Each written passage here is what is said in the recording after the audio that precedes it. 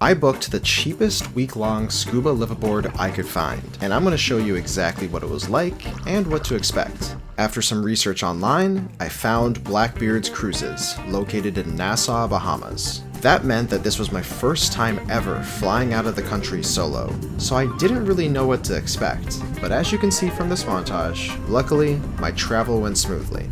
Now, to keep with the theme of being cheap, I ended up staying at the cheapest possible place I could find in Nassau, which happened to be an Airbnb and cost only $28 after fees. What do you get for $28, you may ask?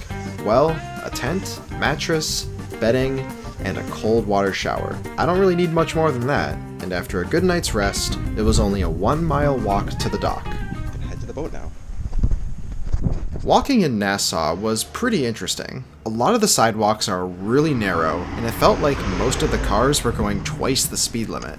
Thankfully, I got to the dock in one piece, and I was greeted by this cat that acted like he owned the place. And sooner than later, it was time to board. Welcome to the Morningstar. This will be the boat that I'll be living on for the next week. Goodbye, land. This 65-foot vessel is large and has been outfitted especially for scuba divers. Our scuba gear is kept towards the stern and has ample seating from midship to the bow, which also doubles as storage. Alright, here's a tour of the bunk. So back here we have all of our space for storing clothes and things. Over here we have our lights, outlet right here. And I happen to be where the galley is. Okay, number 3, off spring. And finally, after waiting for the last few passengers to board, we started to leave the dock. The crew uses a dinghy to guide the boat through the marina, but I think she was having a little bit too much fun. On this voyage, we'll be traveling to the Exuma Islands, which are around 30 miles from Nassau. The wind was starting to pick up in our favor, so the captain decided to raise the sails. And as night began to fall, I got this neat footage of all the light pollution from Nassau, which was around 15 miles away at this point. Dinner was served, and it was quite good. I'll talk more about the food soon, as I needed to get to bed for a long day of diving tomorrow. Morning at last. And it was soon time to make our first dive on Smuggler's Plane. I saw it, I'm like, I gotta get a photo. Alright, Smuggler's Plane. Oh my gosh, there it is. Now, from what I was told, this was apparently the Colombian drug lord Pablo Escobar's crashed airplane. But it gets a little bit confusing because there's another plane wreck that's really close to this one, but in shallower water, that people online also claim to be Pablo Escobar's. And after a lot of searching, I couldn't really find a lot of information online about this one in particular. But regardless, it's really cool to see this airplane up close, especially given how intact it is. Now, I really don't know exactly what I was doing with the camera at this point, but it's probably because I got distracted by this lionfish. These things look really pretty, but you have to be careful about their venomous spines. Also, lionfish are super invasive, so they're really not supposed to be here. I also found this nurse shark just hanging out, but he eventually decided that he didn't really like our company. Lastly, on my way back to the boat, I found this hermit crab. But at this point, I was getting pretty cold, so it was time to get out. We all just got back in. It is really, really cold. That's right. Despite being in the Bahamas, the temperature during most of our voyage was between the high 60s and low 70s. I guess that's what you get for booking your trip in January. Lunch and pretty much every meal on this trip was served buffet style, and there was usually a lot of options to choose from. Sal approves. After lunch, we got back in the water, and we dove a coral reef. Now, I'm no marine biologist, so knowing the name of literally everything can be a little bit challenging. But after filming all this, I did my research, and I'll point out some of the things that I found interesting. Like this banded coral shrimp that I saw hiding. You can tell from their long white antennae. Unfortunately, I couldn't really get my camera to focus that well on it. Here's a stunning queen angelfish, of course directly next to a lionfish. But as a general rule of thumb, lionfish can only eat creatures smaller than their own size. Now this is why I always look in the gaps of the coral, because you can find things like a spiny lobster, which tend to always hide in gaps like these. Unfortunately, the Bahamas does not allow you to catch these while on scuba, so no seafood tonight for dinner. But what we did do tonight was a night dive. Now, if you've never experienced a night dive before, I would absolutely try it, because you see the ocean in such a different way than you normally would during the day. Just look at this massive stingray with its eyes glowing in our lights. You absolutely don't want to mess with these guys. And here's a smaller round stingray that I found on the same dive. The way these things swim around is pretty cool. On this particular dive site, these man-made structures were built for growing staghorn coral that are used for reef restoration projects. But I will say that these things look really creepy at night. Now take a look at this odd thing. This is a sea cucumber, and it's slowly making its way across the ocean floor. Sea cucumbers don't have eyes or brains, so it probably doesn't even know where it's going. And just before I was about to end the dive, I found yet another spiny lobster, reminding me what I could have had for dinner. Yet another day at sea. But little did I know that today we'd be seeing something really, really cool. But before that, we have to moor up at the next site. The first mate, which in this case is a captain training another captain, points in the direction of the mooring ball, as the vessel itself blocks sight of it. The mooring line is then pulled up and tied off to the boat. This next dive is going to be our shark feed dive. I'll be honest that I was a little scared, but I think we'll be fine. The staff tie up a frozen bucket of chum, and within seconds, the first sharks arrive. Hungry, of course. As time goes on, more and more sharks show up, and it's a feeding frenzy, not only for the sharks, but for all these other smaller fish eating the leftovers. Now you may be wondering, is this even safe? Well, I guess so, because it seems like the sharks are more interested in the actual food rather than us humans. After only around 15 minutes of madness, the last piece of chum is broken off the string, and this greedy shark takes it all for himself. But after all the chum was gone, the sharks did still hang around, including this one that I quickly had to get my camera ready to film. As I was exiting the water, I was thinking to myself, there couldn't be a dive any better than this. But I think you'll just have to see for yourself.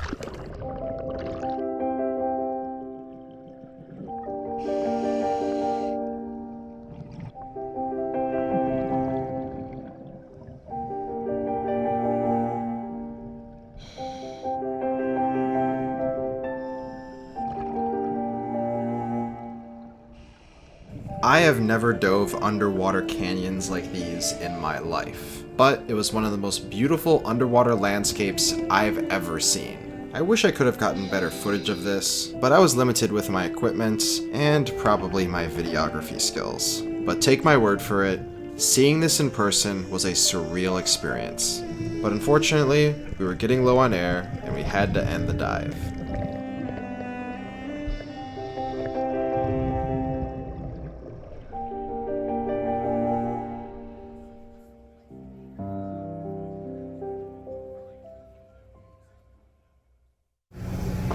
Time to take a shower.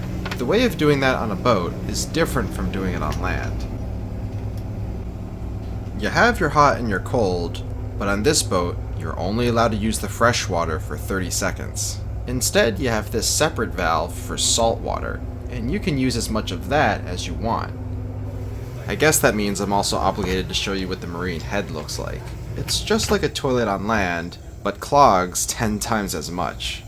That night, the captain opened up the pool for free-diving spearfishing, which the Bahamas does allow you to do, and some of the guests did catch some lobster. 3 in total were eventually caught, and was prepared on board by our cook and made into lobster bisque, which I certainly helped myself to a bowl of, and it was excellent. Probably some of the best I've ever had. Our next stop was Allen's Key, which would be our first time stepping on land in days. After anchoring, we used the dinghy to take us the rest of the way there. Hold on, yeah? It's a little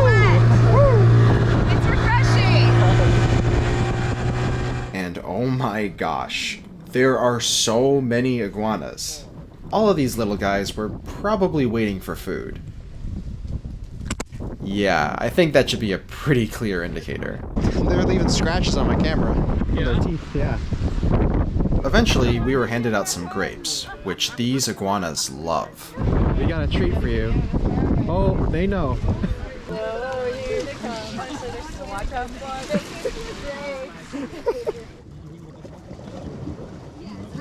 Huh? Sorry, buddy. When you're next to shore on these islands, you can see and appreciate just how clear the water is.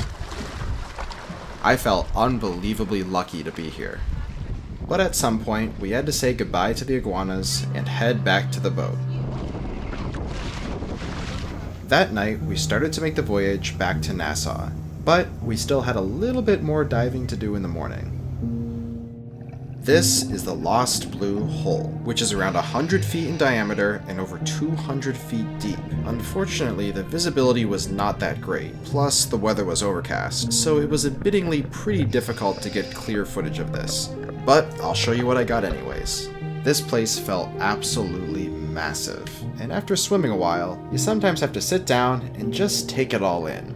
By the way, if you're wondering who's been filming me this whole time, her name was Kayla, one of my dive buddies that I met on the boat, and over the course of these dives together, she just started filming me, which I did not expect anyone to do, but am so grateful that she has been. Here was the only footage I got of her, which of course was the worst possible spot and worst lighting. Seems like I need to learn a thing or two from her about cinematography. Anyways, we ended up finding a small cave that we decided to explore. And no, this is not cave diving. Technically, this would be considered cavern diving since we could see the exit at all times. Plus, it only goes back around 30 feet, but this was still unbelievably cool. I just wouldn't do this if you were claustrophobic. We started to slowly ascend, and we noticed all of these bubbles coming out of the ground, which was all the exhaled air from all the scuba divers going through the cavern. It's pretty neat that all that air could make its way through those thick rocks. We continued to work our way back to the boat, and this would unfortunately be my last dive of the trip. There was actually one more dive after this, but the water was so choppy, and I was already freezing my butt off, that I decided that it wasn't worth it. Finally, we were starting to approach Nassau. The conditions were not ideal, so getting the boat back into the slip was a challenge. But just like how we departed, we luckily had our dinghy guide boat to help us. Back to Nassau. And like clockwork, the crew was already starting to get ready for their next voyage. Feels so strange to be on land right now. After being on a boat for a week, I felt unbelievably shaky. However, our trip wasn't over just quite yet. We had one last meal on the boat until we were taken to a party bus, which of course had the loudest possible music. They ended up taking us to the Nassau cruise port, which appeared to be a pretty restricted area, but they let us in. That was fun! That was fun! They took us through the back door like we were VIPs or something, and we were greeted by this very generic, extremely overpriced cruise ship port bar. I asked how much a pre-made strawberry daiquiri was. $16. Yeah, no thank you. But what did I expect coming to the most touristy possible part of the Bahamas? Finally, it was time to head back and have one final night on the Morningstar at port. The next morning came, and it was time to part ways with the boat, for the total cost of the cruise after tip being $1,550, I'd have to say that this was an excellent value.